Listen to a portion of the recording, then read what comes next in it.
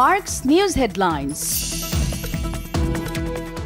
এমন কোনো পদক্ষেপ নেওয়া যাবে না যাতে ফ্যাসিবাদ বিরোধী জাতীয় ঐক্য বিনষ্ট হয়, এমন মন্তব্য করেছেন মির্জা ফখরুল। বলেন, কোনো উপদেষ্টা রাজনৈতিক দল গঠনে পরোক্ষ ও প্রত্যক্ষভাবে জড়িত থাকায় জনমনে সংশয়। বিভিন্ন রাজনৈতিক দলের সঙ্গে বৈঠকে বসেছে জাতীয় ঐকমত্য কমিশন। সকালে জাতীয় সংসদ ভবনের এলডি হলে খেলাফত মজলিসের সঙ্গে দিনের প্রথম বৈঠক শুরু হয়। পর্যায়ক্রমে অন্যান্য দলের সঙ্গেও আলোচনা করবে তারা। প্রধান উপদেষ্টা অধ্যাপক ডক্টর মোহাম্মদ ইউনূসের কাছে দুপুরে প্রতিবেদন জমা দেবে গণমাধ্যম সংস্কার কমিশন। শনিবার দুপুর 12টায় রাষ্ট্রীয় অতিথি ভবন যমুনায় কমিশনের সদস্যরা প্রধান উপদেষ্টার কাছে তাদের প্রতিবেদন জমা দেন। বন্ধ কারখানা খুলে দেওয়ার দাবিতে গাজীপুরের ভোগড়ায় ঢাকা ময়মনসিংহ মহাসড়ক অবরোধ করে পোশাক কারখানার শ্রমিকরা। জায়ান্ট টেক্সটাইল নামের কারখানার শ্রমিকরা আধা ঘন্টা মহাসড়ক অবরোধ করে রাখে। পরে যৌথ বাহিনী হস্তক্ষেপে পরিস্থিতি স্বাভাবিক হয়। ঈদ সামনে রেখে শিল্পাঞ্চল আশুলিয়ার পাইকারি আড়তগুলোতে সবজির দামে স্বস্তি। তবে অন্যান্য নিত্যপণ্য মাছ, মাংস, সয়াবিন তেল সহ মশলা জাতীয় পণ্যের দাম ঊর্ধ্বমুখী। তবে মাছ, মাংস, চাল ও সয়াবিন তেলের দাম বাড়তি।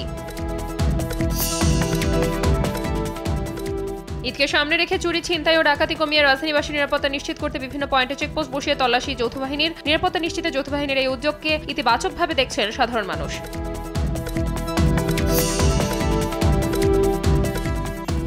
প্রায় 18 ঘণ্টা বন্ধ থাকার পর সাময়িকভাবে চালু হয়েছে যুক্তরাজ্যের হিথ্রো বিমানবন্দর। এতে বিশ্বজুড়ে উড়োজাহাজ চলাচলের সময়সূচি ব্যাপকভাবে ব্যাহত হয়। শনিবার থেকেই পুরোদমে শুরু হবে বিমান চলাচল।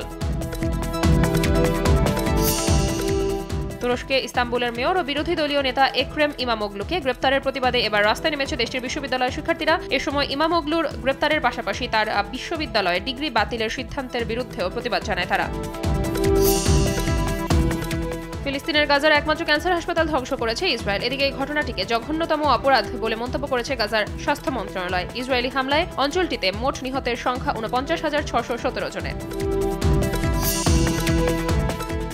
বিশ্বকাপ বাছাই পর্বে উরুগুয়ের বিপক্ষে ১-০ গোলের জয় পেল আর্জেন্টিনা। দলের হয়ে একমাত্র গোলটি করেন থিয়াগো আলমাদা। ম্যাচের শেষ দিকে গঞ্জালোস লাল কার্ড দেখলেও পূর্ণ পয়েন্ট নিয়ে মাঠ ছাড়ে আলবিসেলিস্তারা।